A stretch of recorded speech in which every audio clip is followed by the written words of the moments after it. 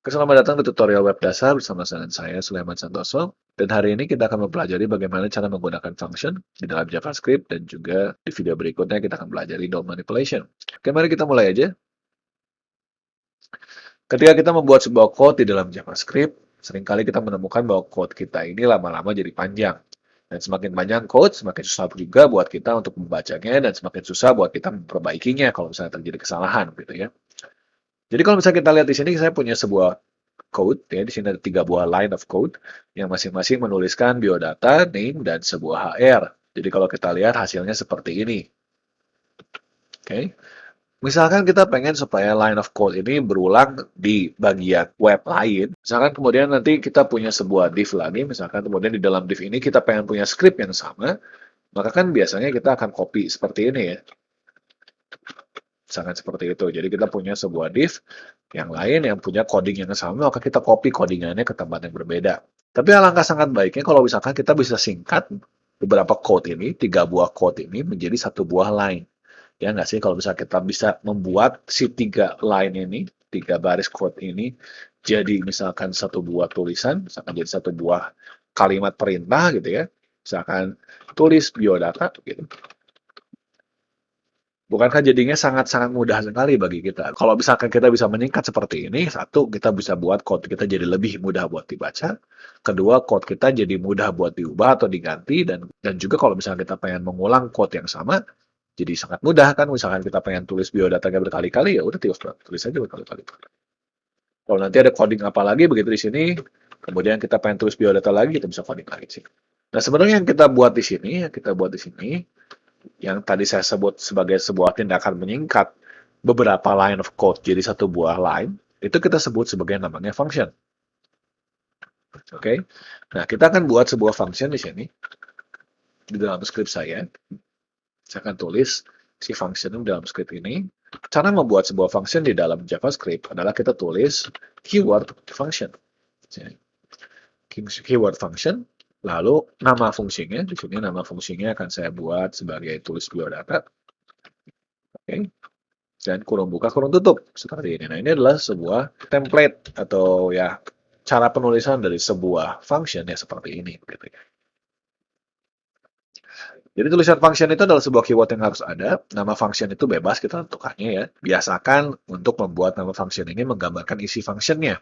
Lalu kita punya di sini ada kurung curl buka dan kurung curl tutup. Kalau Anda ingat di video sebelumnya kita sudah bahas apa ini. Ini adalah sebuah block code ya. Dan artinya kalau kita tulis si biodata kurung-kurung titik koma, ya, ini akan menjalankan apapun yang ada di dalam block code ini.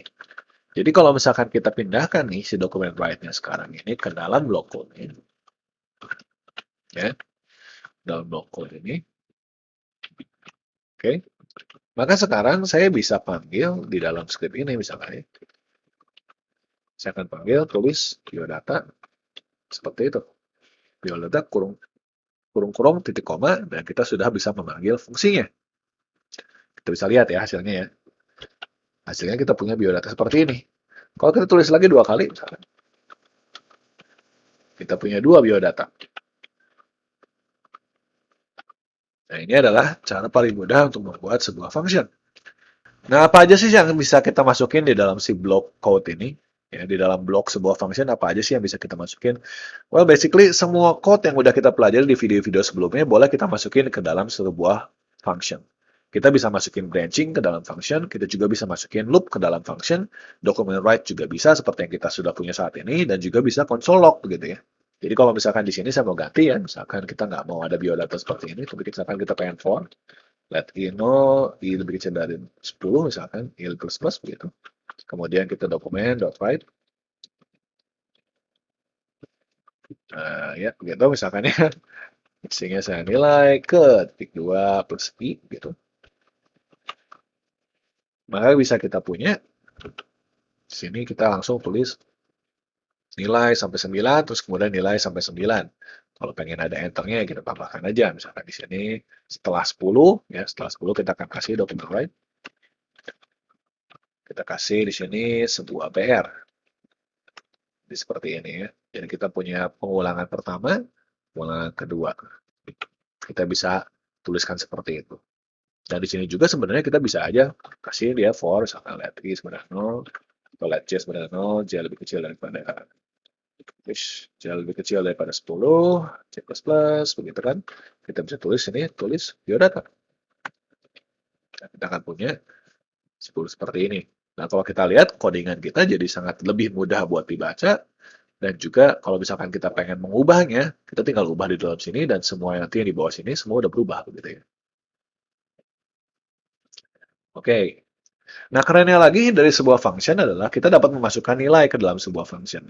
Contohnya di sini akan pasang di dalam kurung-kurung ini sebuah variabel.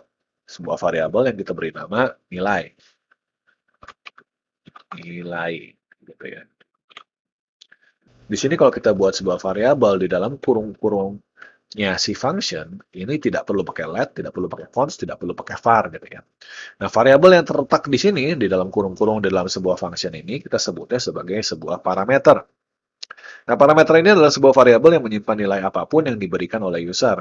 Untuk saat ini, kita bikin parameternya satu dulu. Nah, kalau udah kita punya variabel seperti itu, maka ketika kita memanggil si functionnya ini, di sini kan di sini cara memanggilnya adalah kita tulis namanya, kemudian kurung-kurung titik koma. Jadi sesuaikan dengan kita punya function. Di sini kan functionnya tulisan kurung-kurung titik koma, ya kan? Tulisan kurung-kurung tadinya ya. Sekarang tulisan nilai. Berarti di sini kita harus masukin juga sebuah nilai. Nah, nilai di sini bisa saya isi apapun, ya. Nah, misalkan di sini saya pengen for-nya let i 0-nya kita sampai nilai. Sampai nilai. Kasih spasi sedikit biar bagus ya.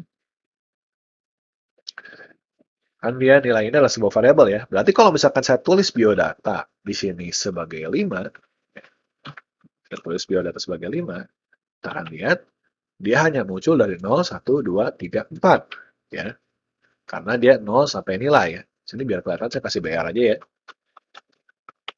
Jadi dia muncul 4 kali, 0, 1, 2, 3, 4. Kalau kita masukin di sini 10, dia akan jalan 0 sampai 9 di sini.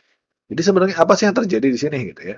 Yang terjadi adalah ketika saya panggil tulis biodata 10 di sini, maka si 10 ini akan pindah ke dalam sebuah variabel nilai.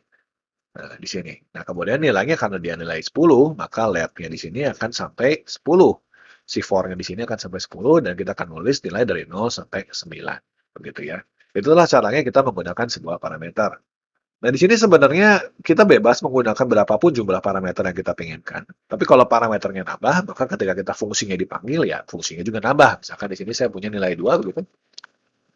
Maka di sini juga harus saya pasang sebuah nilai lagi. Misalkan begini. Misalkan kita pengen dia mulai dari nilai 2 sampai nilai. Maka kita bisa lihat dia muncul dari 2 sampai 9. Begitu ya. Jadi jumlah parameter itu tergantung dari kita perlunya berapa banyak. Gitu. By the way, nilai yang di sini itu kita sebutnya sebagai argumen. Jadi 10 itu adalah argumen pertama. 2 adalah argumen kedua. Nah, di sini nilai adalah parameter pertama. Nilai kedua adalah parameter kedua. Ini tulisannya parameter ya. Berarti nanti 10 akan masuk ke dalam parameter pertama. Dan 2 akan masuk pada parameter kedua. Jadi argumen pertama ke parameter pertama, argumen kedua ke parameter kedua. Begitu ya. Sebuah fungsi juga sebenarnya bisa kita pakai untuk menghasilkan sebuah nilai.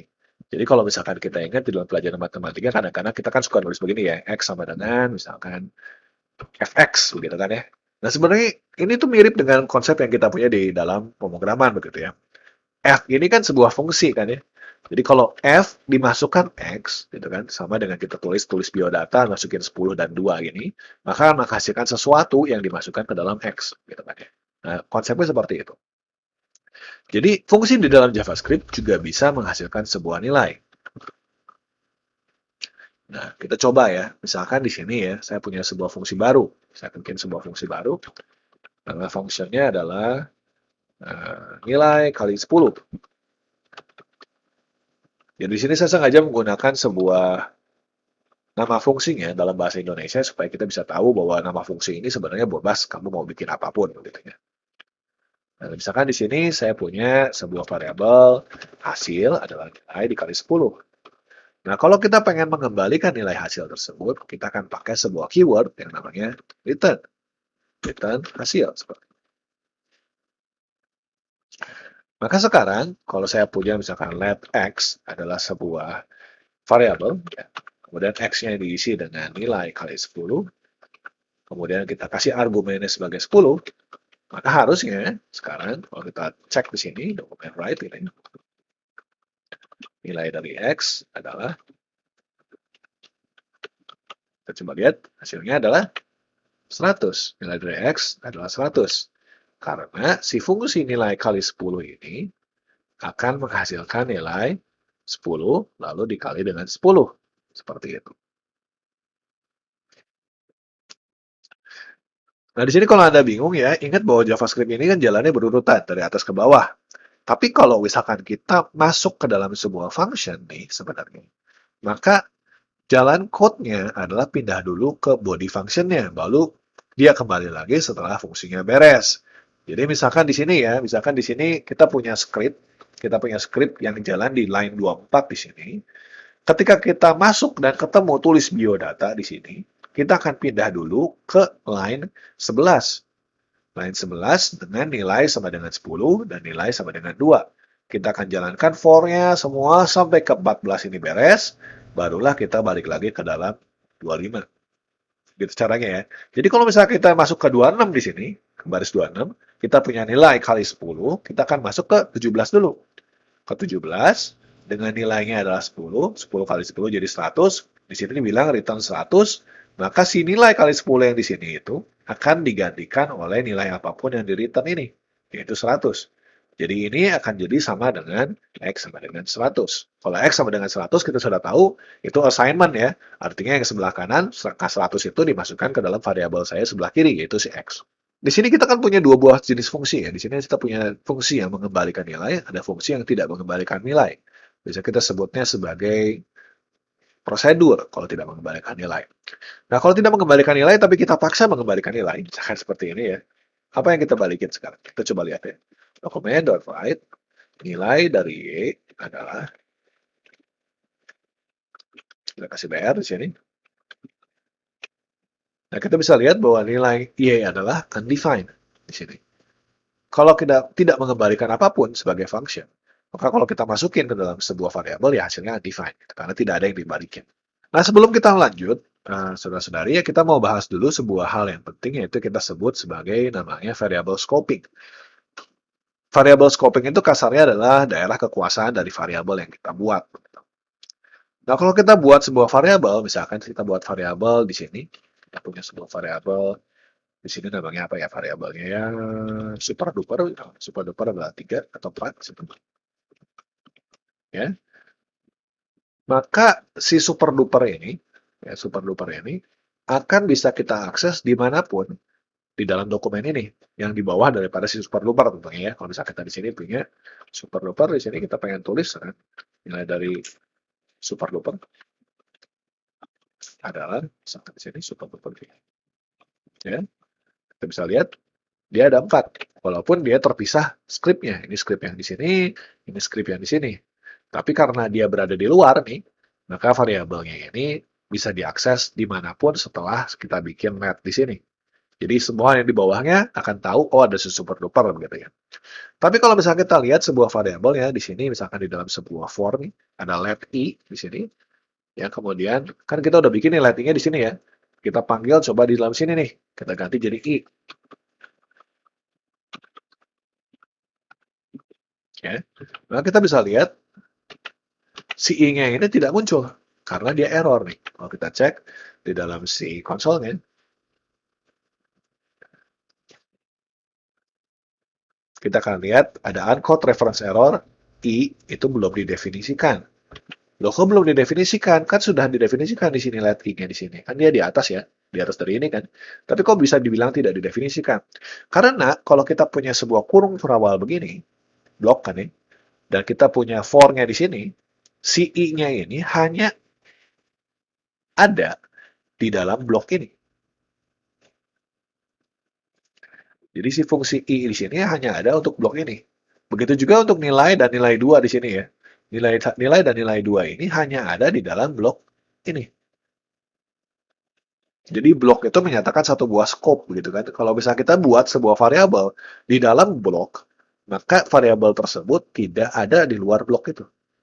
Jadi kalau bisa kita lihat di sini kita punya hasil di sini di dalam sebuah nilai kali 10 function ini, di bawah sini sudah tidak ada hasil. Jadi si hasil di sini cuma ada di sini doang, di dalam satu buah blok ini. Nah, bagaimana misalkan kalau misalkan kita punya di sini sebuah variabel juga, misalkan sebuah nilai, net nilai, sama dengan 5 di sini. 5, nilainya 5. Kemudian kita bilang di sini, nilai adalah 5. Nilai adalah 15.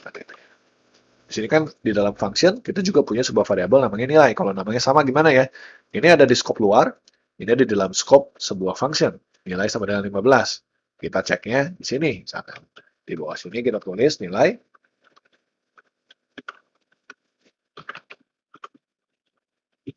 Gitu. Coba lihat hasilnya, apakah hasilnya adalah 15 sesuai dengan nilai sini, atau hasilnya sesuai dengan nilai yang ada di atas. Kita cek, hasilnya adalah 5, bukan 15. Artinya, nilai yang dipakai di dalam fungsi di sini adalah nilai yang lokal, yang punyanya si function. Jadi nilai di sini bukan nilai yang di luar, bukan nilai yang di atas. Gitu ya. Jadi perhatikan baik-baik kalau Anda bikin sebuah variabel, usahakan jangan sampai variabelnya namanya sama supaya nggak bingung begitu. Kecuali kalau misalkan kita pengen cuma sekedar kayak IJK begitu yang cuma di dalam segini doang, nggak masalah kalau sama begitu ya.